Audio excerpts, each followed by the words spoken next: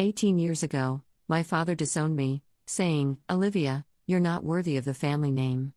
He gave my sister everything. Last week, at dinner, he said, "Your sister ruined the company. We need your help." I smiled. The merger papers were already in my briefcase. Tomorrow, they'll learn WHO just acquired their company. The rain hammered against my office windows as I reviewed the acquisition documents one final time. Morrison Holdings would officially become mine at 9 a.m. tomorrow. 18 years of strategic planning, careful networking, and relentless ambition had led to this singular moment. My father's company, the empire he built while systematically destroying my confidence, would transfer into my control within hours. My assistant knocked softly before entering. "Ms. Hayes, your car is waiting downstairs." "Thank you, Brenda." I gathered the leather portfolio containing tomorrow's presentation materials. The irony wasn't lost on me that I was heading to a family dinner where my parents planned to beg for my expertise, completely unaware that I'd already secured controlling interest in their failing business. The drive to my childhood home in Westchester took 40 minutes. Every mile brought back memories I'd spent nearly 2 decades trying to forget. The tree-lined streets looked identical to the day my father had thrown me out, declaring I'd never amount to anything without the Morrison name backing me. My mother answered the door, her smile strained. "Olivia, darling. We're so glad you could make it." "Hello, Mother." I kissed her cheek, noting the worry lines that hadn't existed before.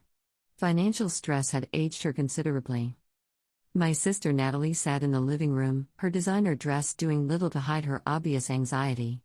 She'd been handed the keys to Morrison Holdings 5 years ago after our father's first heart attack forced him into semi-retirement. The company had been thriving then, annual revenues exceeding $200 million, with expansion plans across 3 states. "Olivia." Natalie's greeting carried no warmth. We hadn't spoken more than pleasantries in over a decade. "Natalie? You look well." The lie came easily. She looked exhausted, dark circles beneath her eyes betraying sleepless nights spent firefighting the disasters she'd created through incompetent leadership. My father emerged from his study, moving slower than I remembered. Age and stress had diminished the imposing figure who'd once made me feel worthless with a single glance. "You came. You invited me." I accepted the glass of wine my mother offered, settling into the armchair I'd avoided for 18 years. Dinner was excruciating. My mother attempted cheerful conversation about neutral topics while tension crackled through the dining room. Finally, as dessert plates were cleared, my father cleared his throat. "I suppose you're wondering why we asked you here." I assumed it wasn't purely social. I kept my tone neutral, professional. Natalie shifted uncomfortably. My father's jaw tightened before he continued. "Morrison Holdings is facing some challenges. Nothing we can't overcome, but we need someone with your particular expertise in corporate restructuring." I'd built my reputation turning around failing companies. My consulting firm, Hayes Strategic Partners, had successfully restructured 17 businesses in the past decade. The supreme irony that my father now needed those skills wasn't lost on anyone at the table. What kind of challenges? I already knew the details, had paid considerable money for inside information about every misstep Natalie had made. 3 failed acquisitions. A disastrous product launch that cost $40 million. Partnership agreement signed without proper legal review. The list went on. Some unfortunate decisions were made. My father couldn't bring himself to directly criticize Natalie. Nothing malicious, just inexperience in certain areas. Natalie's face flushed. The market shifted unexpectedly. No one could have predicted. The market shifted because you ignored every economic indicator available. I cut through her excuses cleanly. You expanded into commercial real estate at the peak of an obvious bubble. You alienated 3 of your largest clients by implementing untested software systems without proper training. You hired your college roommate as CFO despite her having 0 relevant experience. The silence that followed was deafening. My mother's wine glass paused halfway to her lips. My father stared at me with an expression I couldn't quite read. "How do you know all that?" Natalie's voice trembled slightly. "I make it my business to know things." I set down my fork, meeting my father's gaze directly. "The question isn't what I know. The question is what you're actually asking me." My father leaned back in his chair. We need your help saving the company.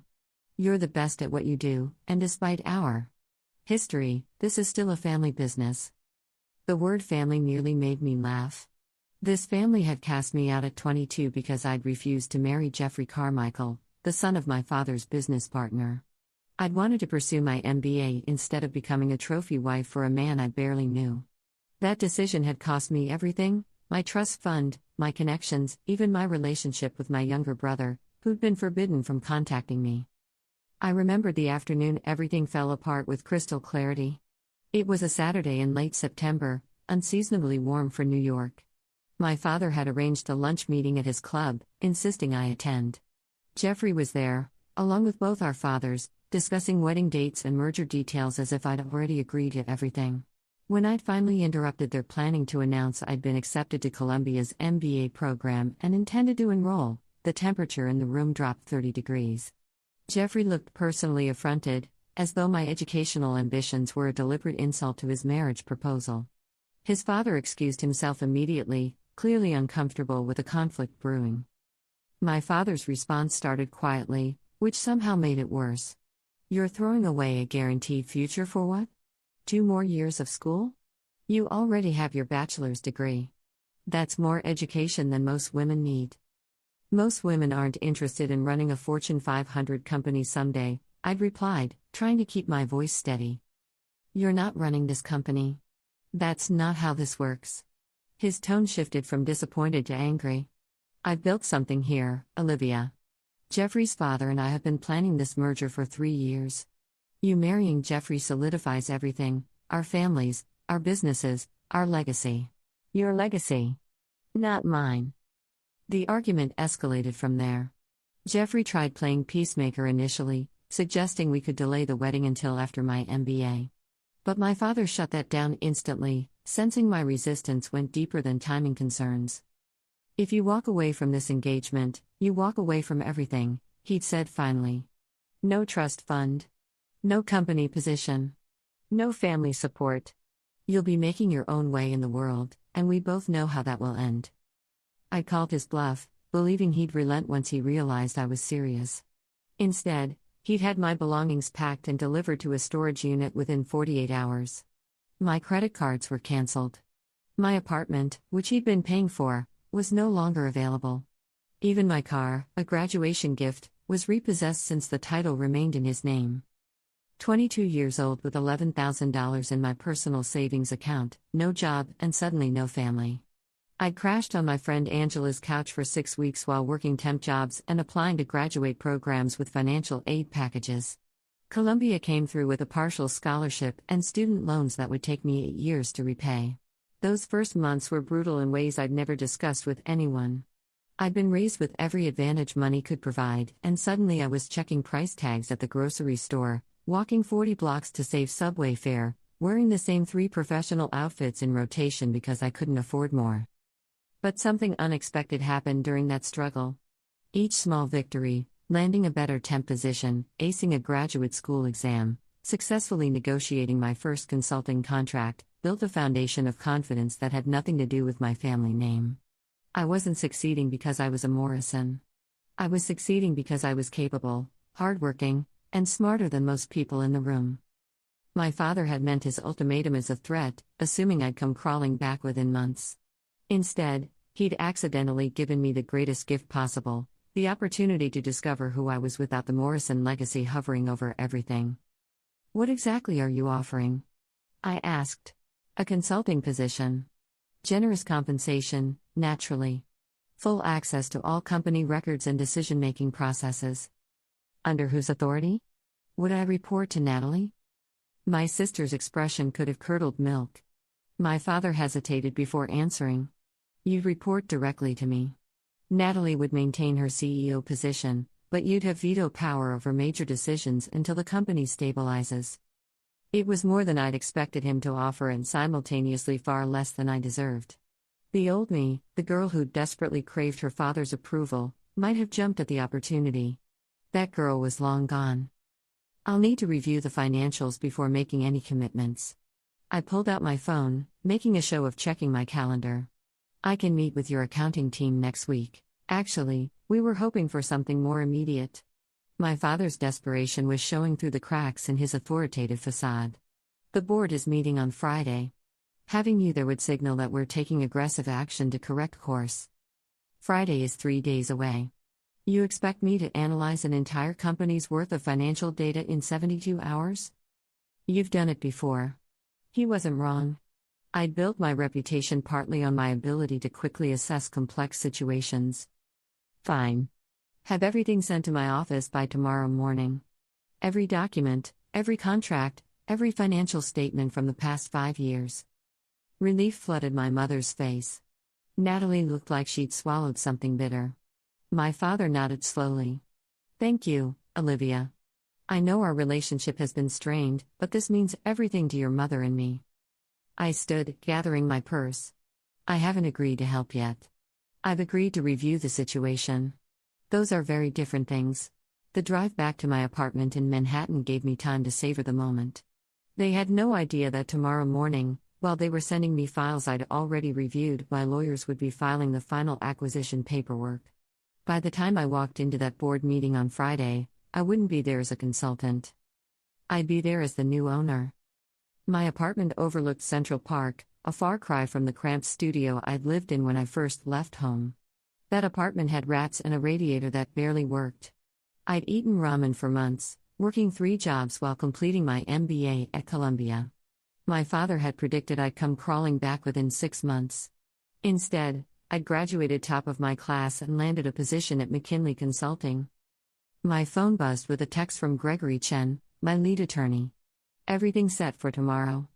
Papers will be filed at 8:45 a.m. Congratulations. I poured myself a scotch, settling onto my balcony despite the chill. Tomorrow would change everything. Morrison Holdings would become a subsidiary of Hayes Strategic Partners. Every employee would answer to me. Every decision would require my approval. And my father would finally understand what he'd thrown away 18 years ago. Sleep came surprisingly easy. I'd expected to lie awake, anxious or excited, but instead I felt only calm certainty. The morning arrived with clear skies, unusually warm for November. I dressed in my favorite navy suit, the one I wore for important negotiations, and headed to the office. Gregory was waiting in the conference room, surrounded by documents. Everything's been filed. Morrison Holdings is officially yours as of 9:03 this morning. The transition period begins immediately. Had they been notified? The board received official notice at 9:15. I expect your phone will start ringing shortly. Right on cue, my cell phone lit up. My father's name flashed across the screen. I let it go to voicemail. He called again immediately. Then my mother. Then Natalie. I silenced the phone entirely. The voicemails piled up throughout the morning. By lunch, I had 23 messages. I didn't listen to any of them. Instead, I prepared for Friday's board meeting, where I'd present my restructuring plan. A plan that included removing Natalie from her CEO position and installing myself as chairwoman. My assistant buzzed me at 2 o'clock. Ms. Hayes, there's a Mr. Morrison in the lobby demanding to see you. Security is asking whether they should remove him. Send him up. Time to face the music. My father looked like he'd aged another decade since last night. His face was pale, his hands shaking slightly as he entered my office. What have you done? I acquired a struggling company. It's what I do. You knew. Last night, you already knew and you sat there letting us beg. I let you do what you did to me 18 years ago. I let you realize what it feels like to have everything pulled out from under you by someone you should have been able to trust. He sank into the chair across from my desk. This is about Jeffrey Carmichael? Ancient history? You've destroyed your family's legacy over a grudge? This isn't about Jeffrey. I leaned forward, keeping my voice level despite the rage burning in my chest. This is about you telling me I was worthless. You said I'd never succeed without the Morrison name. You said I was throwing away my future by choosing education over marriage. You erased me from the family like I'd never existed. You were young. You didn't understand the opportunity you were refusing. I understood perfectly. Jeffrey wanted a wife who'd host dinner parties and produce heirs. I wanted to build something of my own. You couldn't tolerate a daughter with ambitions beyond what you planned. So you're taking revenge by stealing the company? I'm not stealing anything. I purchased controlling interest through legitimate channels. Morrison Holdings was on the market, you'd been quietly shopping for investors for months. I simply made the best offer. My father's expression crumbled. What happens now? Now you show up to Friday's board meeting and listen to my restructuring plan. Natalie will be removed from operational leadership. The company will be integrated into my portfolio. You'll retain your positions on the board in advisory capacities only. And if we refuse? Then I exercise my majority shareholder rights and vote you out entirely. Your choice: accept reduced roles and salvage some dignity, or fight me and lose everything including your board seats. He stood slowly, suddenly looking every one of his 68 years. I never thought you had it in you to be this cruel. I learned from the best. The words hung between us like a physical barrier. After he left, I allowed myself a moment of weakness. My hands trembled as I poured another scotch, despite the early hour. 18 years of anger, hurt, and determination had culminated in this moment, yet victory felt hollow somehow. I'd proven my point, demonstrated my worth, and secured my revenge. But I'd also burned the last bridge to my family. Brenda knocked softly, entering with a stack of messages. Your phone's been ringing constantly. Should I start forwarding calls to voicemail? Yes, except for Gregory and anyone from the Morrison Holdings legal department. Those go straight through. She hesitated in the doorway. If you don't mind me saying, you don't look like someone who just pulled off the business deal of the decade. I managed a weak smile. Winning isn't always what you expect it to be. After she left, I walked to the window overlooking Madison Avenue. The city stretched endlessly in all directions, millions of people pursuing their own ambitions and fighting their own battles. Somewhere out there were other daughters disappointed by their fathers, other families torn apart by pride and misunderstanding. My journey to this moment had been longer and more circuitous than anyone knew. The first 5 years after leaving home, I'd been too focused on survival to think much about revenge. Graduate school consumed me completely. I'd thrown myself into my studies with obsessive intensity, determined to graduate top of my class if only to prove my father wrong about my capabilities. McKinley Consulting had recruited me straight out of Columbia. The starting salary of $90,000 seemed like a fortune after years of scraping by. I'd rented a tiny one-bedroom in Queens and started building my professional network from absolute zero. Those early years at McKinley taught me everything about corporate restructuring. I worked 100-hour weeks, took every difficult assignment my bosses offered, and studied failing companies like medical students study diseases. What makes a business collapse? What warning signs appear first? How do you reverse a downward spiral once it's begun? The answer, I discovered, almost always came down to leadership. Bad decisions at the top cascaded down through every level of an organization. Remove the source of those bad decisions, implement sound strategy, and most companies could recover. By 27, I'd made senior consultant. By 30, I was leading my own team. At 32, I left McKinley to start Hayes Strategic Partners with 3 former colleagues. We scraped together our savings, maxed out credit cards, and rented office space in a building that should have been condemned. Our first client was a mid-sized manufacturing company drowning in debt. We turned them around in 18 months. Word spread. More clients came. We hired staff, moved to better offices, built a reputation for taking on impossible cases and somehow making them work. Through all of it, I kept one ear to the ground regarding Morrison Holdings.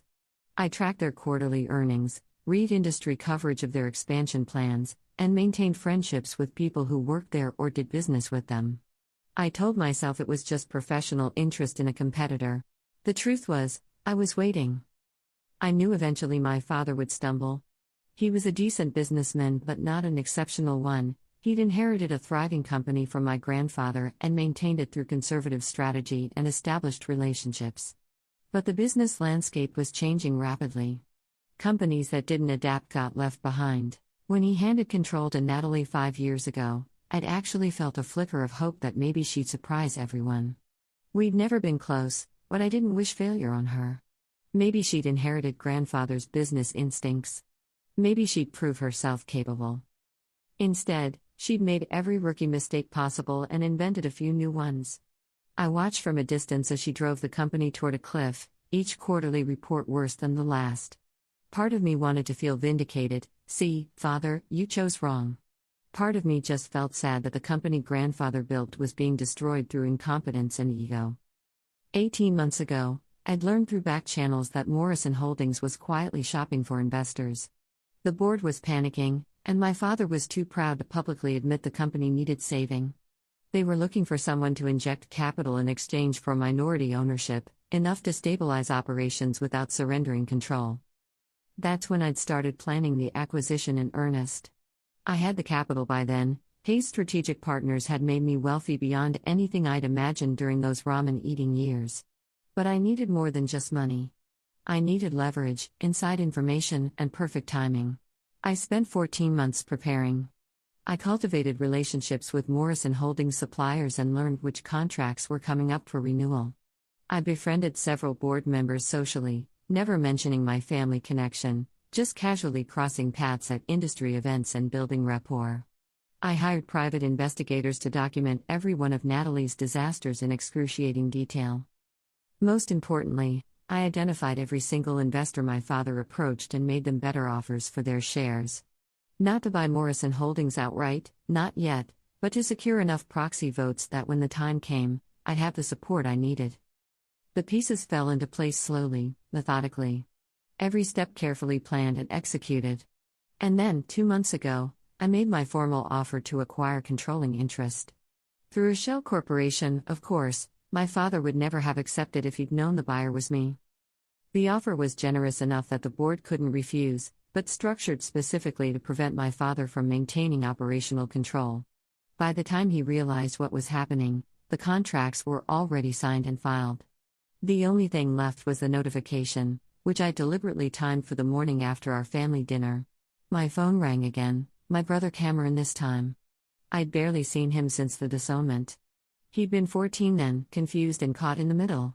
Our father had forbidden him from maintaining contact, threatening to cut off his college funding if he disobeyed. I answered. Cameron. Liv. His voice carried the same warmth I remembered. I heard what happened. Are you okay? The unexpected concern nearly undid me. I'm fine. Better than fine, actually. Dad's a mess. Mom hasn't stopped crying. Natalie's locked herself in her room. Guilt tried to creep in, but I shoved it aside. They'll survive. It's more than they gave me. I know what they did to you was wrong. I should have stood up for you back then. I was just a kid, but that's no excuse. You were 14. You couldn't have changed anything. Maybe not. But I could have tried. He paused. For what it's worth, I'm proud of you. You built something incredible from nothing. That takes strength most people never find. Tears pricked my eyes unexpectedly. Thank you. The board meeting is Friday at 10, right? I'm coming. You're on the board? Dad added me last year. Probably hoping I'd somehow fix Natalie's mistakes. I have no idea what I'm doing, but I show up and vote however he tells me to. He laughed without humor. Until now, anyway. Cameron, you don't have to. Yeah, I do. I chose wrong 18 years ago. I'm choosing different this time. Friday morning arrived too quickly and not soon enough. I'd spent 3 days refining my restructuring plan, consulting with department heads I'd secretly met with over the past months, and preparing for every possible objection the board might raise. The Morrison Holdings boardroom was exactly as I remembered: mahogany table, leather chairs, oil paintings of company founders lining the walls. My grandfather stared down from the largest portrait, his expression stern and uncompromising. Funny how I'd inherited his business acumen but not his gender, making me unacceptable in my father's eyes. The board members filtered in, some familiar from my childhood, others new additions. They eyed me with varying degrees of suspicion, curiosity, and hostility. Natalie arrived last, her composure clearly forced. She dressed in her most authoritative outfit, probably hoping to maintain some illusion of power. My father called the meeting to order, his voice lacking its usual command. I'm sure you've all received notice of the recent ownership change. Olivia Hayes, formerly Olivia Morrison, now holds 51% of company shares. She's requested this meeting to present a restructuring proposal. I stood, connecting my laptop to the presentation system. Thank you all for coming. I know this transition has been sudden, but Morrison Holdings faces an existential crisis that requires immediate action. The next hour involved detailed financial analysis, market assessments, and strategic recommendations. I'd done my homework thoroughly, every suggestion was backed by data, every criticism supported by documentation. The board members shifted from hostile to attentive as I systematically demonstrated exactly how dear the situation had become under Natalie's leadership. The commercial real estate division has lost $73 million in the past 14 months. The software implementation disaster cost us 2 of our top 5 clients. Employee turnover has reached 42% in key departments. I let the numbers speak for themselves. Natalie tried interrupting several times, but the data didn't lie.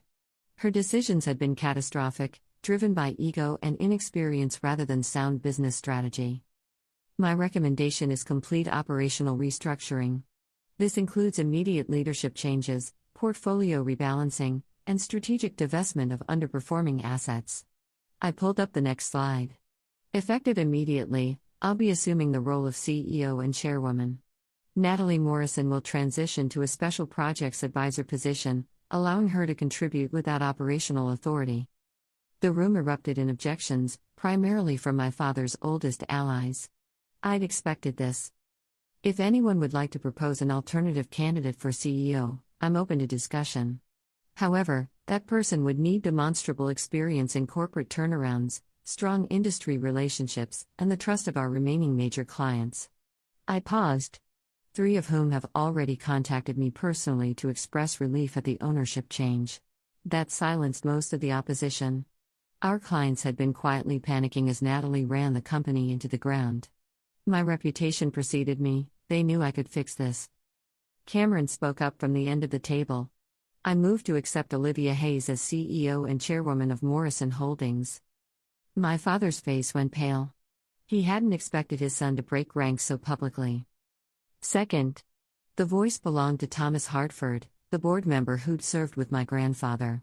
He'd always been kind to me as a child. The vote was called. 8 in favor, 4 opposed.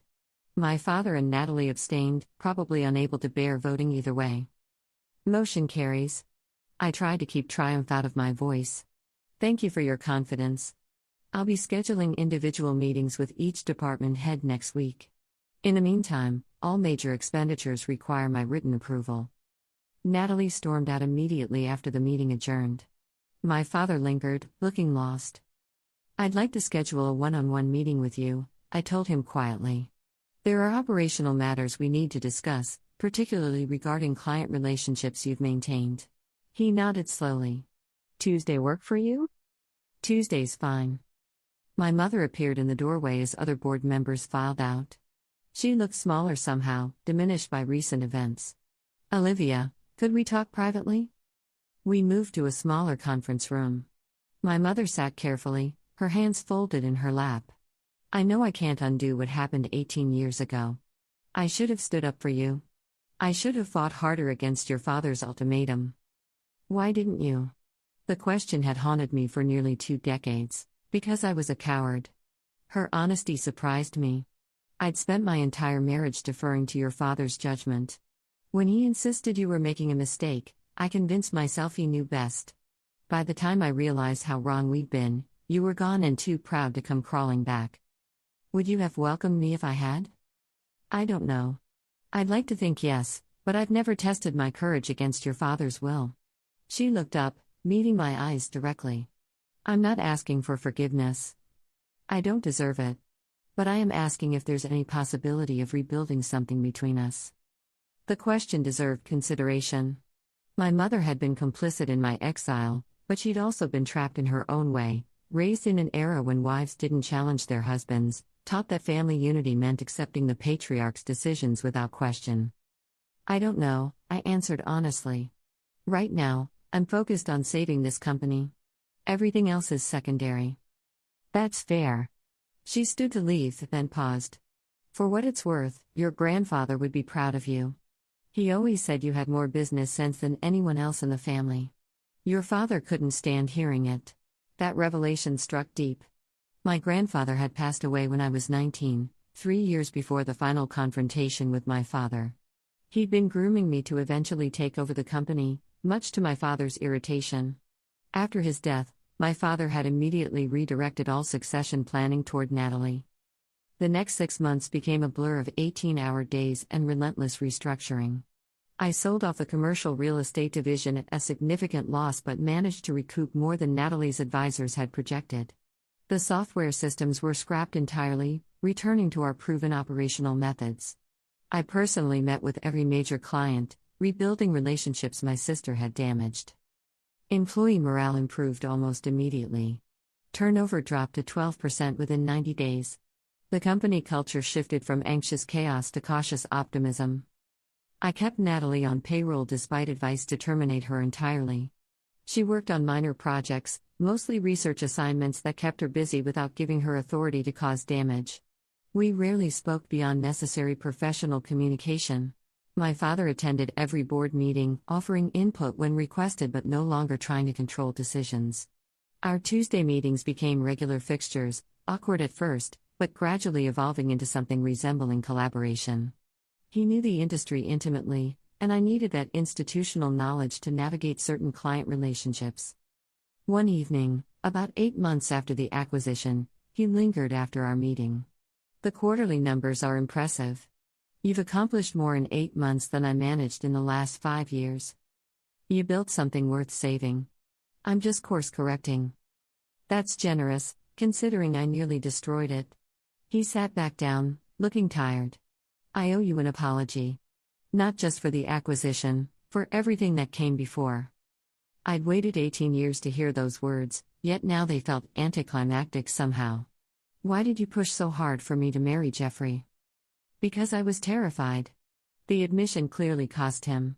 Your grandfather favored you. Everyone could see you had the talent to run this company. But I'd built my entire identity around being the Morrison heir, and suddenly my daughter was going to outshine me before she even turned 30. So you tried to sideline me by marrying me off. I told myself I was protecting you from the pressures of corporate life. I convinced myself you'd be happier as Jeffrey's wife. But really, I was protecting my own ego. He rubbed his face wearily. Watching you rebuild this company has been humbling. You're everything I feared you'd be: brilliant, decisive, and completely capable of succeeding without me. I didn't do this to prove anything to you. I know. That somehow makes it worse. We sat in silence for a long moment. Finally, I spoke. I can't forget what happened. The damage runs too deep. I understand. But maybe we can build something new.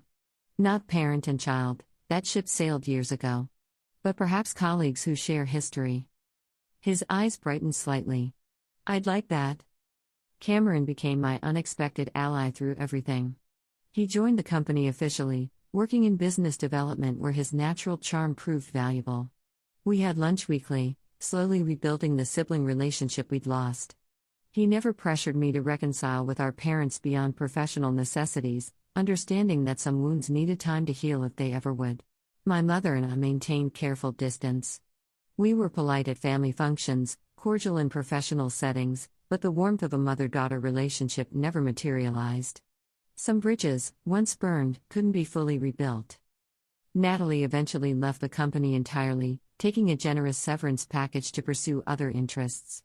Last I heard, she'd married a cardiologist and moved to California. We haven't spoken since her departure. Morrison Holdings returned to profitability by the end of my first year as CEO.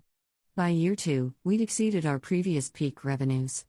I'd proven what my grandfather always believed, that I could lead the company to heights my father never imagined. But the victory felt different than I'd anticipated during those 18 years of planning and building toward this moment. Revenge had been sweet initially, watching my father realize exactly what he'd thrown away. Yet the sustained success that followed revealed something unexpected. I didn't need his validation anymore. I'd needed it desperately at 22, when his rejection had shattered my self-worth. I channeled that pain into ambition, driving myself relentlessly to prove him wrong. And I had proven him wrong, beyond any possible doubt. But somewhere along the way, I'd stopped needing him to acknowledge it. The girl who'd left home 18 years ago had been desperate for her father's approval, willing to sacrifice her dreams if it meant belonging to the family. The woman I'd become had built her own empire, created her own legacy, and discovered that the Morrison name carried far less weight than she'd once believed. Standing in my corner office overlooking Manhattan, I sometimes thought about that rainy night when I'd driven to dinner with acquisition papers and my briefcase.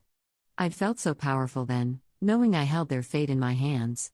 The reality proved more complex than simple triumph. I'd won everything I'd fought for and lost things I hadn't realized I'd wanted until they were beyond reclaiming. My relationship with my father would never be what it might have been. My mother and I would never share the closeness that could have existed. Natalie and I would never be true sisters. But I'd also gained something invaluable: absolute certainty in my own capabilities. I'd proven I could build an empire from nothing, resurrect a failing company, and command respect in an industry that had once dismissed me as a disappointing daughter. The Morrison name was mine again, but on my terms this time. And that made all the difference. Last week, my father officially retired from the board. At his farewell dinner, he stood to give a speech. His voice cracked slightly as he spoke about the company's history, his own father's legacy, and the challenges of recent years. Then he looked directly at me. When Olivia left 18 years ago, I told myself she'd failed. That she couldn't handle the pressure of our family's expectations. I was wrong about everything. He paused, emotions clearly threatening to overwhelm him. She didn't fail. I did. And somehow, despite my failure, she found the grace to save everything I nearly destroyed. This company survives because of her talent, her determination, and her willingness to look past old wounds to do what needed doing. The room applauded. I accepted the recognition with mixed feelings: pride in what I'd accomplished, sadness for what it had cost, and cautious hope that perhaps some wounds could eventually heal, even if the scars remained forever. As I drove home that night, I passed the street where I'd grown up. The house looked different somehow, smaller and less imposing than my memories suggested. I didn't stop, didn't feel compelled to revisit those old rooms where so much pain had originated. That part of my life was finished. I'd reclaimed what was mine, proven every doubter wrong, and built something extraordinary from the ashes of rejection. The papers in my briefcase that rainy night 18 years ago had contained more than just acquisition documents. They'd contained the culmination of nearly 2 decades of hurt, anger, and relentless determination. Opening that briefcase had changed everything, not just for my family, but for me as well. I'd set out to prove I didn't need them. In the end, I'd proven I didn't need their validation either. And that was the greatest victory of all.